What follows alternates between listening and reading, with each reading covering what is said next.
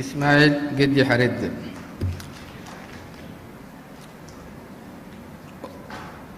Honorables députés de la majorité et de l'opposition, nous allons entamer l'ordre du jour de la 4e séance publique de la 2e session ordinaire de l'an 2014-2015 de la 7e législature. Sans plus tarder, j'appelle au micro le rapporteur de la Commission des Affaires étrangères, honorable Ahmed Mohamed Ali, pour lire les rapports de la Commission.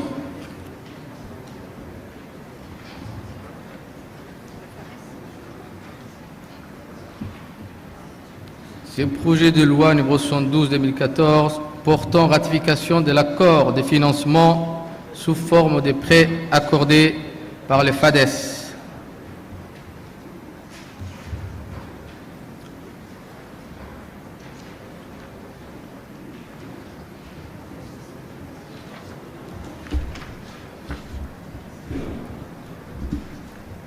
Bismillahirrahmanirrahim. Merci, Monsieur le Président, Monsieur le Premier ministre, membres du gouvernement, mes chers collègues. Présidé par l'honorable Aïcha Guelleh de la Commission des Affaires étrangères élargie à la Commission pour le développement social et la protection de l'environnement, a siégé jeudi 11 décembre 2014 pour examiner les projets de loi portant ratification par la République de Djibouti et le protocole de Nagoya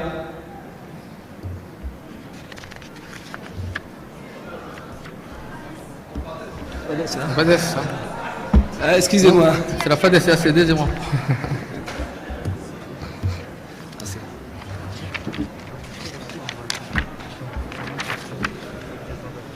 Sous la présidence de l'honorable Aïcha Guelleh, la Commission des Affaires étrangères élargie à la Commission de développement examiné jeudi le 11 décembre 2014 les projets de loi portant ratification de l'accord financement sous forme de prêts FADES. Le gouvernement était représenté par le ministre délégué auprès du ministre de l'économie et des finances chargé du commerce, le premier de l'artisanat, du tourisme et des formalisations, M. Hassan Ahmed Boulali, appuyé par le directeur général de la Société immobilière de Djibouti, SID. Des primes abord, les parlementaires ont demandé la raison de ces prêts complémentaires et pourquoi ce supplément n'a pas été planifié au départ par le gouvernement. Au préalable, le ministre a rappelé que la République de Djibouti a signé une convention de prêt avec le FADES le 9 mars 2014 d'un montant de 639 379 101 francs Djibouti. Ce financement complémentaire est destiné aux travaux supplémentaires des projets de logement de la deuxième phase de la cité Rodan 2. À cette occasion, il a souligné que la question du logement social revêtait une importance particulière pour le gouvernement. Le projet de construction Rodan 1 et 2 a été lancé par le président de la République. C'est un vaste projet composé de logements décents, de logements sociaux et de logements économiques. Il a pour objectif de favoriser l'accès au logement qui est un droit fondamental pour tout citoyen. En ce sens, la République de Djibouti a adopté en 2013 une loi relative à la promotion immobilière. L'État souhaite que les promoteurs investissant dans des projets immobiliers, de logements et des infrastructures pour les collectivités, les bureaux et les commerces. La demande de logement étant en hausse, l'objectif de l'État est d'agir sur le plan immobilier en concédant du foncier et en viabilisant les terrains et d'assurer la fourniture des services d'eau potable, d'assainissement et d'électricité. En général, l'État planifie la construction de logements et le financement de son programme. Les prêts est destiné au paiement des marchandises entrant dans la construction et dont le prix ont augmenté. Donc, la signature de cette convention va permettre de rétribuer les entreprises de construction.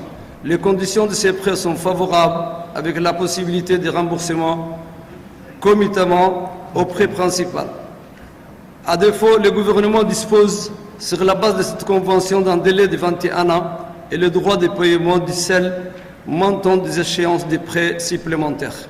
En outre, le ministre a porté à la connaissance des élus que les travaux réalisés par la société chinoise ont été financés sur des fonds propres.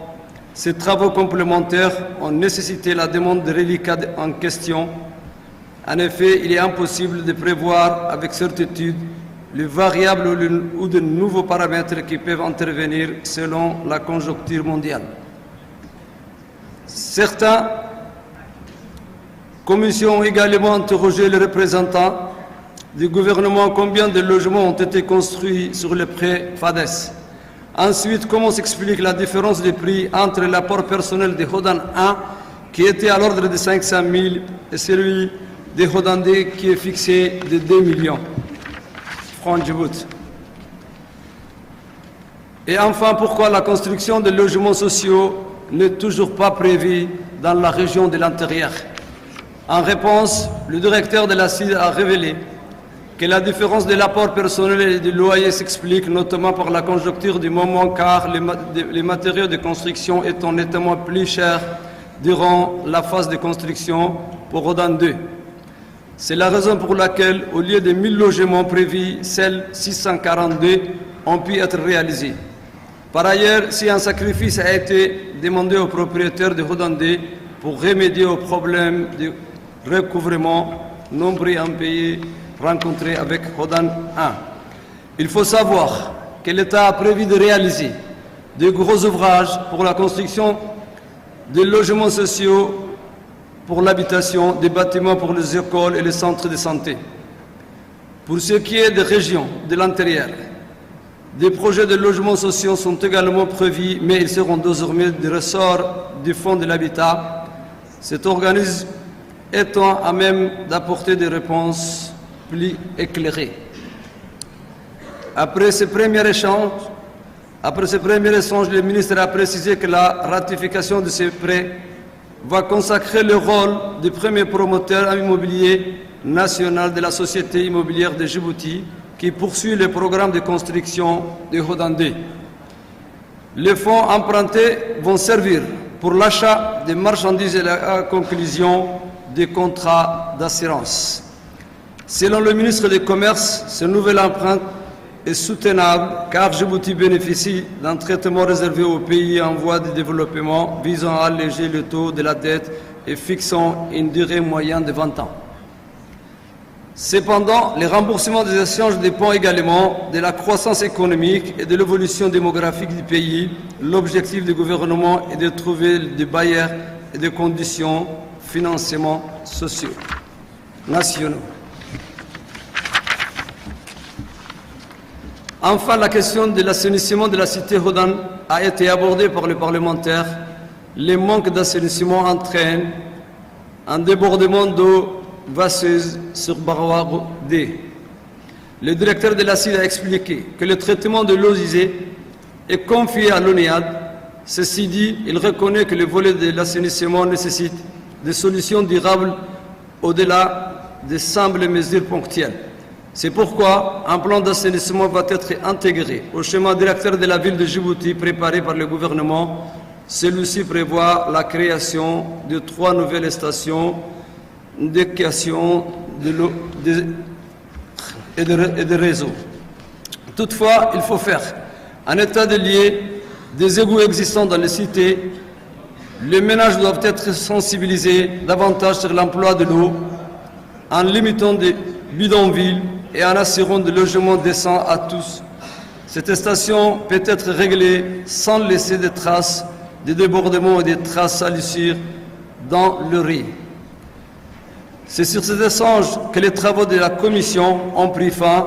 Après délibération, les commissaires ont donné leur aval pour l'adoption de ces projets de loi en séance plénière. Merci de votre attention. Merci, honorable Ahmed Mohamed Ali.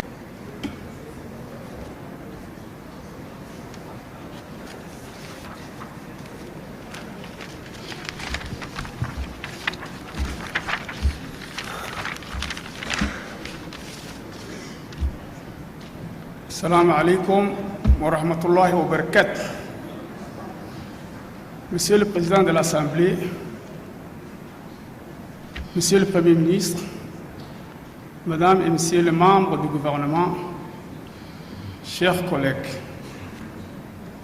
ma première question s'adresse à Madame la secrétaire d'État au logement. Au départ, Rodan 1, vous avez été logique, Madame la secrétaire d'État, en imposant un caution équitable aux propriétaires de tout type de logement pour un montant de 500 000. À Rodan 2, cette caution est fixée à un montant de 2 millions et au-delà. Donc, peut-on logiquement parler de logements sociaux? Pire encore, le raccordement à l'EDD s'élève à un montant très élevé, ainsi que le réseau de l'ONEAD aussi est fixé à un tarif très élevé.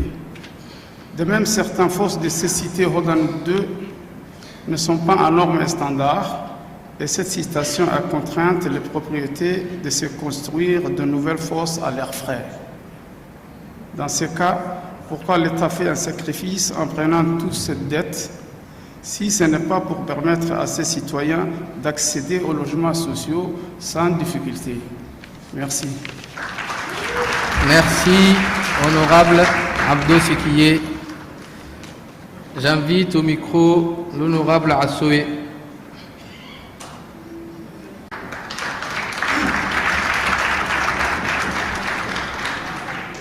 Salam alaikum wa rahmatullahi wa barakatuh. Chers collègues, honorables invités, Monsieur le Président d'abord, et chers députés, salam alaikum wa rahmatullahi wa barakatuh. Je me rends compte que je fais partie de la commission qui a préparé ce projet. Et bien sûr, j'étais absent comme mes autres collègues. Et là, on est en train de prendre une décision par rapport à ça. Nous demandons tout simplement et poliment le report de ce projet de loi pour que nous puissions avoir le temps de le lire, de l'étudier et d'apporter des propositions constructives et concrètes par rapport à ça. Certains de mes collègues viennent d'avoir à peine maintenant le document. Moi-même, je viens de le recevoir et je fais partie je suis membre de cette commission par rapport à la liste des gens qui étaient présents. Donc encore une autre fois, nous demandons simplement et poliment le report de ce projet de loi pour que nous puissions apporter des solutions et des idées constructives par rapport à ça. Je vous remercie. Merci, honorable Assoué. Je vous exhorte d'ores et déjà. Salam alaikum wa rahmatullahi wa barakatuh. Merci, Monsieur le Président, Monsieur le Premier ministre, Madame et Messieurs les ministres, chers collègues. Je demande au gouvernement de nous fournir des explications plus détaillées sur ces prêts complémentaires. Pourquoi les travaux supplémentaires n'ont pas été planifiés avant? Merci, salam alaikum. Salam alaikum. Monsieur le Président de l'Assemblée nationale par intérim, Monsieur le Premier ministre, Mesdames et Messieurs les membres du gouvernement, honorables collègues, chers invités, si je viens ici pour prendre la parole, c'est surtout pour interpeller les ministres de l'Environnement pour faire respecter les codes de l'environnement. Vous savez que le code de l'environnement qui a été adopté il y a quelques années auparavant prévoit que dans tout type de construction et de lotissement, il faut qu'il y ait 5% d'espace vert qui soit respecté. Mais malheureusement, nous constatons que de plus en plus, certaines parcelles qui étaient dédiées justement aux aires de jeu, au divertissement, ne sont pas respectées et il y a des constructions, il n'y a même plus de routes des fois qui sont respectées. Récemment, qu'est-ce que je viens de remarquer? Qu'au niveau du lycée Rodan 4, juste derrière le lycée Rodan 4, j'habite pas loin, toute la zone qui était juste derrière le lycée Rodan 4 a été déjà vendue, déparcellisée. Alors que c'était des routes où ça doit être une espèce de parc. Il faut aérer les quartiers, il ne faut pas construire partout. Et j'invite les ministres de l'Environnement à faire respecter les codes de l'environnement dans ce sens. Merci. Merci, honorable Ali Soubele. Monsieur le Premier ministre, j'invite ici donc le ministre pour répondre aux questions, aux différentes questions qui ont été posées. Madame la secrétaire d'État au logement.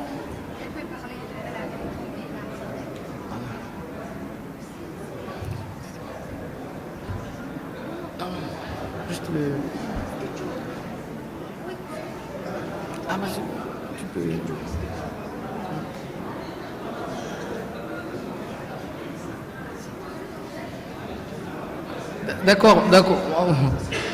La RTD, veuillez déplacer le micro. La ministre, je crois qu'elle a un souci.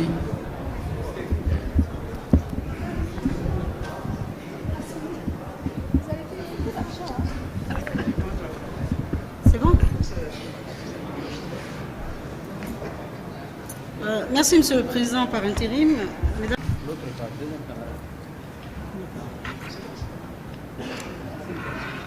Je m'excuse. Donc, pour répondre aux questions qui ont été posées par rapport à ce projet de loi, il faudrait préciser qu'ici, il s'agit d'un complément de financement qui a été sollicité auprès du FADES pour finaliser donc, les travaux de la cité Ordonne 2. Comme vous le savez tous, le gouvernement avait entrepris la construction de cette cité en 2008. Et en 2008, si vous vous rappelez, les prix de construction dans le monde avaient flambé. Donc, quand l'appel d'offres a été lancé, nous nous sommes retrouvés avec des prix de construction qui étaient supérieurs par rapport à la normale. Cela a influé sur la politique donc, qui a été mise en place. Et cette politique consistait à apprendre aux Djiboutiens à épargner. Les 500 000 francs qui ont été demandés aux gens n'étaient pas une caution, mais c'était une façon donc d'habituer les Djiboutiens à épargner pour des programmes immobiliers. Et ce n'est pas en contradiction avec ce qui a été fait. Sur la politique du logement en cours, depuis que le secrétariat d'État au logement a été créé, j'ai eu l'occasion de partager avec vous la nouvelle politique que nous souhaitons mettre en place et surtout donc l'accent qui est mis par le gouvernement sur la réalisation de programmes véritablement sociaux. Nous avons à cet effet présenté donc un texte de loi qui a réformé le rôle des institutions qui désormais sont clarifiées. Comme vous le savez, et peut-être pour ceux qui n'ont pas eu l'occasion de connaître donc, les réformes en cours, la Société immobilière de Djibouti est désormais chargée de la viabilisation de terrains, c'est-à-dire que la société va s'occuper de la préparation des terrains qui devront donc accueillir les programmes immobiliers. Et de l'autre côté, le Fonds de l'habitat est devenu une institution totalement dédiée donc à la construction de logements sociaux. Et la politique donc, du logement social a été redéfinie à cet effet aussi. Aujourd'hui, le terme de logements sociaux est donc précisé par un arrêté qui a été pris en Conseil des ministres. Et le logement social n'est plus donc usurpé comme avant, où chaque type de logement pouvait être qualifié de logement social. Aujourd'hui, le logement social est celui qui est donc réalisé avec des coûts de construction définis à l'avance et donc des coûts de loyer vente maîtrisés pour une population définie qui est la population qui a un salaire qui est inférieur à 100 000 francs. Donc les Djiboutiens qui prétendent à ce type de logement sont des Djiboutiens qui ont un salaire connu à l'avance. Donc je pense que j'ai pu répondre de manière succincte parce que si on s'étale donc sur toutes les réformes qui sont en cours, je crois qu'on va passer la journée dessus. Mais pour répondre très brièvement à l'honorable député Ezekiel, donc la construction de la cité Ordonne 2 a été quelque peu perturbée. Les travaux ont été donc perturbés par cette conjoncture internationale. Sur la question relative au coût de branchement au réseau de l'eau et de l'électricité, cela a été aussi renchéri par la nature du terrain. De toute façon, il faut savoir que quand on fait des programmes immobiliers, on fait supporter aux populations ce qui a été mis dans le programme. Et c'est le coût de viabilisation de ce terrain-là, donc vous connaissez un peu la nature des terrains à Balbalat, qui a induit que c'est donc une participation un peu peut-être difficile à supporter pour les acquéreurs qui a été demandée, mais tout ça est en train d'être reformé depuis que le secrétariat d'État au logement a été créé. Le président a fait du logement un secteur prioritaire et nous sommes en train de travailler pour essayer donc de mettre sur le marché et de permettre aux Djiboutiens d'avoir un logement décent à des prix donc abordables. Par rapport à la question qui a été posée à l'honorable député Hassan, pour qui demandait des explications sur ce prêt donc complémentaire, Ce prêt complémentaire, l'essentiel des travaux, comme vous avez pu le voir dans le document, ont été donc le montant de ce prêt complémentaire ont servi à la réalisation de branchements électriques. Vous savez, bon, je vais être un peu technique, peut-être un peu ennuyeuse, mais il faut que je vous explique que quand le projet a été réalisé, le premier financement a servi à la construction des logements et à la réalisation des réseaux d'eau et d'électricité à l'intérieur du site qui accueillait la cité Rodin 2. Mais il a fallu raccorder donc la nouvelle cité au reste de la ville. Et c'est ce coût-là qui a été donc un peu plus onéreux aussi et qui a fait l'objet d'un prêt supplémentaire qui a été intégré au prêt initial. Si vous voulez, peut-être à l'occasion d'une séance questions au gouvernement, nous pourrons partager avec vous les mesures et tout ce qui est en train de se faire au niveau du secteur du logement. Et je pense que vous pourrez poser toutes les questions que vous voulez. Nous pourrons y répondre. Merci. Merci. Ratification de l'accord de financement sous forme de prêts accordés par les FADES. Donc, les honorables députés de l'opposition, les votes à l'Assemblée, c'est une vote électronique. Donc, nous avons passé à l'électronique. Donc, pour des raisons techniques, on n'a pas pu mettre en place les cartes pour que vous puissiez voter dans le système électronique. Donc, exceptionnellement, ça va être soulevé, donc souligné dans le procès-verbal. Vous aurez droit au vote, mais à main levée. J'invite les techniciens donc, de lancer le processus de vote. Et vous avez 1 minute, mes chers collègues, pour appuyer. Donc, le système est tel. Le vert, c'est pour dire oui. Le blanc, c'est l'abstention. Le rouge, c'est pour dire non. Le procédure est lancé. Vous avez 30 secondes.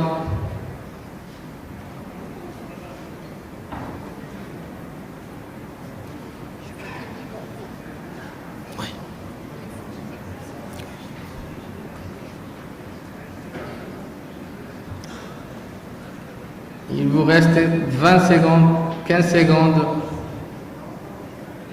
Il faut bien appuyer sur le bouton, mes chers collègues.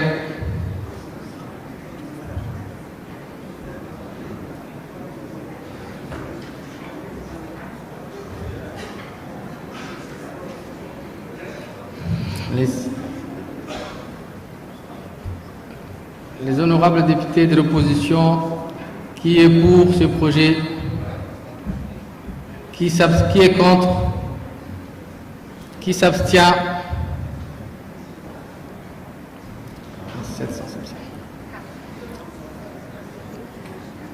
Donc, le projet de loi numéro 72/2014 portant ratification de l'accord de financement sous forme de prêts accordé par les FADES a été voté. Donc, 9 abstentions, 52 pour. Donc, le projet de loi portant ratification de l'accord de financement sous forme de prêts accordé par les FADES a été adopté.